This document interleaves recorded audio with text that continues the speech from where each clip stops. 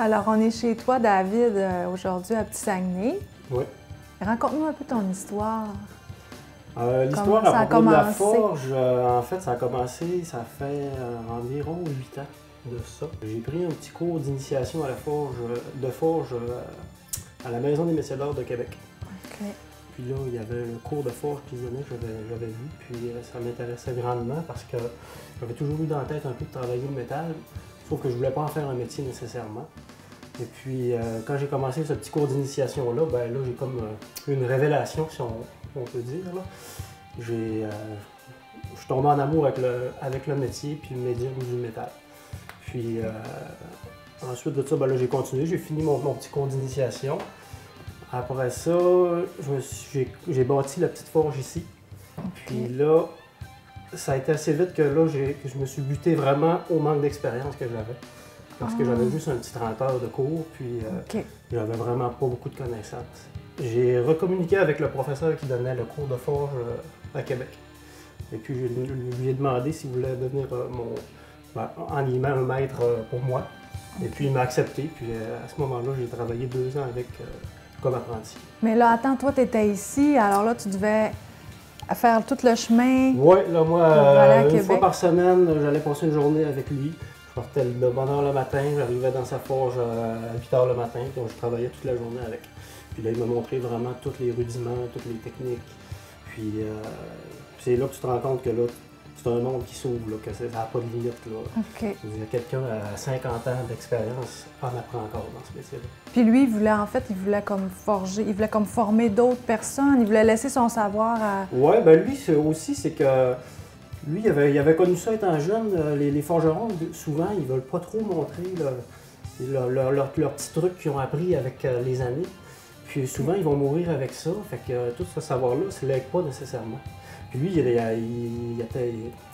était arrivé, ces choses-là, puis il voulait pas faire vivre ça aux autres. Fait qu'il a été un livre ouvert pour moi. Il a tout montré, tout ce qu'il savait. Ben, pas tout, parce qu'il en sait encore beaucoup plus que moi, mais une bonne partie. OK, c'est intéressant. Puis là, ensuite, tu es revenu avec ton savoir. Oui, exactement. Puis là, c'est ça qui est drôle, parce que pendant ces 2 années-là, moi, je continuais de me pratiquer. Puis là, j'arrivais toujours avec mes petites pièces. Puis là, il y avait toujours un mot à dire. Ça, c'est pas correct. Ça, c'est pas correct. Ça, fais ça comme ça. Fais ça comme ci. Puis, ben, au bout de 2 ans, ben, là, il me dit, OK, ben, t'es prêt. Tu peux commencer tranquillement par toi-même. OK. Puis là, c'est sûr que j'imagine qu'il y avait quand même un investissement. Toi, tu as recommencé à zéro. Fallait-tu que tu achètes de l'équipement? Oui, ça prenait beaucoup d'équipement. Mais en fait, de base, ça prend pas beaucoup d'équipement. Ça prend une enclume, ensuite un feu de forge pour faire chauffer ton métal. Ça ici? Oui, ça, c'en est un au propane. Avant ça, j'étais au charbon. Mais au propane, c'est beaucoup plus efficace. Et puis, juste avec ces 2 items-là, tu peux travailler. Sauf que, à un moment donné, tu es bloqué, ça va te prendre un petit peu plus d'équipement pour être un petit peu plus vite, faire du plus beau travail. Fait que dans le fond, oui, ça en prend, mais la base de la forge, c'est vraiment basic. OK. Ouais.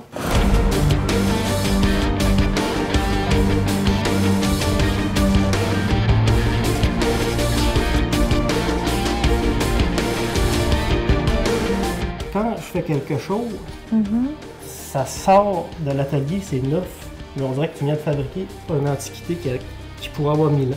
OK, bien on va se mettre à fabriquer ça aujourd'hui. Oui, c'est un petit projet, mais faut le faire quand même. Fait que là, bon, j'ai les 2 volutes. Tu vois ici, là, tu vois, on a suivi notre petit plan. Ouais. Ensuite de ça, on va travailler les deux côtés en fer plat. Fait que là, il nous reste 2 volutes à faire pour faire l'autre écart. Fait que là, on va te voir live. Oui, exactement. Là, on va couper notre fer, puis après ça, bon, on va le faire chauffer. Parfait.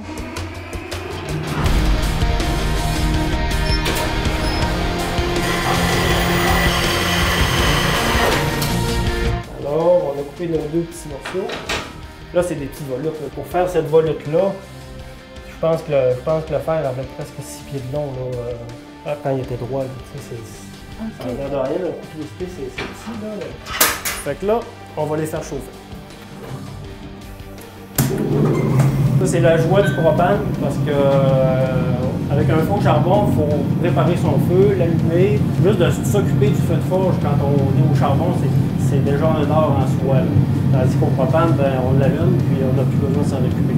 Fait que là, on attend. On attend. Ah ouais, là, c'est un travail de patience aussi, parce qu'on est souvent en train d'attendre après le morceau. Là, il faut qu'il atteigne une température. Ouais, là, il va atteindre à peu près 1750 degrés pour faire rouger le métal. Ouais. Pour commencer à faire notre volute, il faut commencer toujours par travailler la pointe. Oui. Fait que là, la pointe, nous, c'est une feuille. OK. Fait que là, la première étape, ça va de prendre le marteau, puis de venir faire un aminci ici. Ensuite, la deuxième étape, ça va être de venir faire un épaulé ici. Fait que finalement, ça va ressembler à ça après deux choses. Ensuite de ça, ben là, on va écraser ça ici pour que ça devienne une feuille.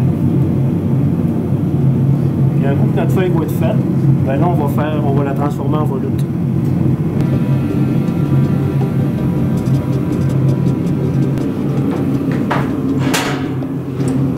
Fait que là, on commence, première étape, c'est faire la pointe.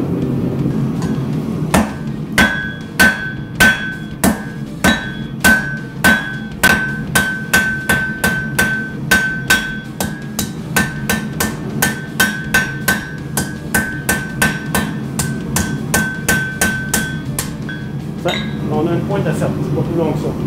Mais il faut que le fer, quand le fer est la bonne température assez chaud, le fer est très très mou.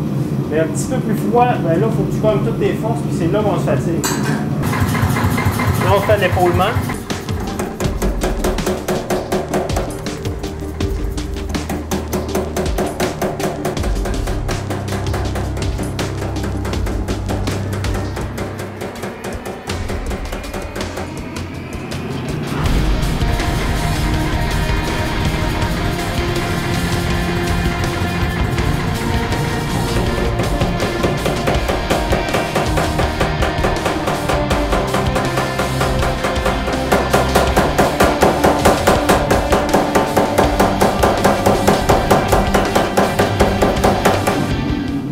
Pour la finir, je prends un marteau à boule ronde, un marteau américain. Là, je vais venir diriger le métal. Ça dirige vraiment le métal. Je l'enroule où je veux.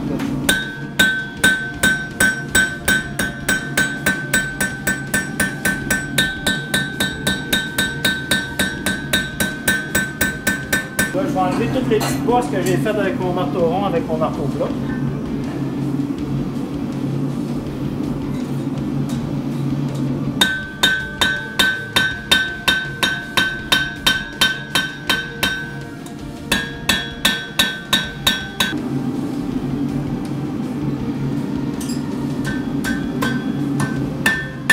Je prends le côté, la panne du marteau.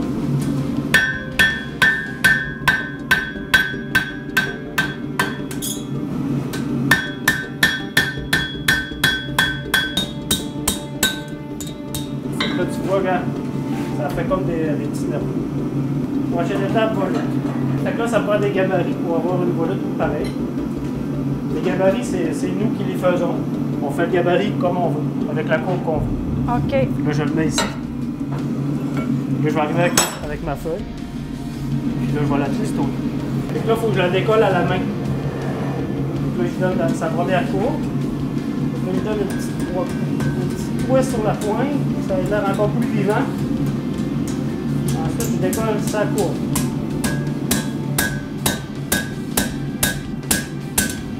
Puis après ça, ça va venir ici. Comme ça. Tu vois que c'est quand même long, là.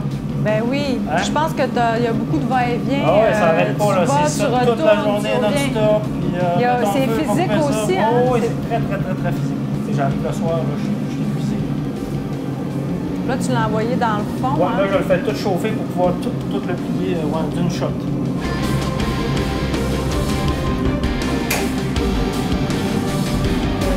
Ça craque.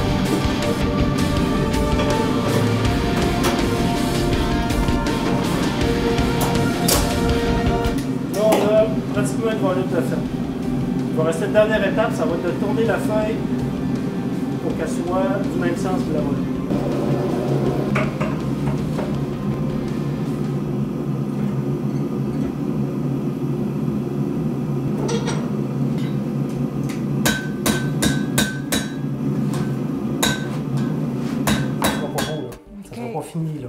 Fait que là, il faut que j'attende que mon métal refroidisse pour pouvoir le couper de la bonne longueur.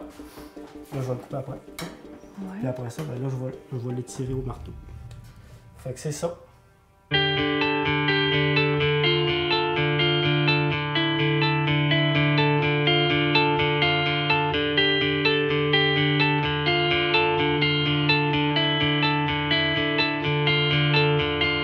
Donc, on est ici dans ta salle de montre. Oui, exactement. En fait, c'est la salle de montre des ateliers bois de fer. La petite entreprise que je t'ai parlé précédemment avec un de mes amis qui est ébéniste.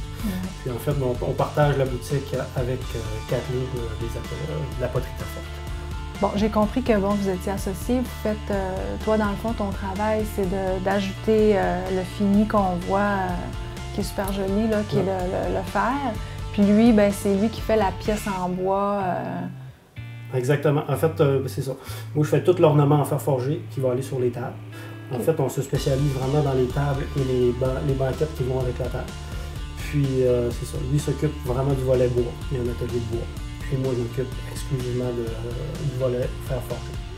Mais par contre, je continue aussi à faire plein d'autres choses, là. Dans le fond, ça, c'est comme... C'est une corde de plus à mon arc. Je continue à faire la quincaillerie, les gardes, etc. Sauf que là, on a rajouté vraiment le volet fer et bois.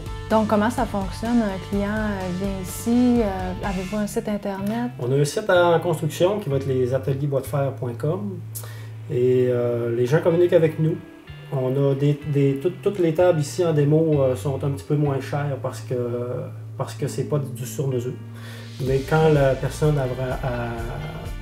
a besoin d'une table sur mesure, on fait avec les dimensions qu'elle veut, l'essence de bois et puis le style aussi. Ça peut être des pattes pleines en bois avec une traverse en fer forgé, ça peut être des pattes avec du fer forgé, des pattes en métal, des pattes en bois. En fait, rendu là, on s'amuse avec les clients à créer la table de ses rêves. OK. Ah bon, c'est bien dit. Ouais. La table de ses rêves. C'est quoi? Ça serait quoi? Est-ce que tu aurais un rêve que tu aimerais réaliser quelque chose? Ben, mon rêve, ça serait de continuer à faire ça. Parce que c'est un métier qui me rend très heureux. Okay. Et puis, si je peux continuer encore longtemps, je vais être bien content. Et puis, c'est sûr que de développer nos produits, puis un peu sortir de notre rang. C'est pas qu'on n'est pas bien ici, mais le marché est très restreint. Ça serait d'avoir une boutique, là, peut-être, à court et moyen terme, des ateliers bois de fer. Merci, c'était vraiment intéressant. Bien, merci à vous d'être passé.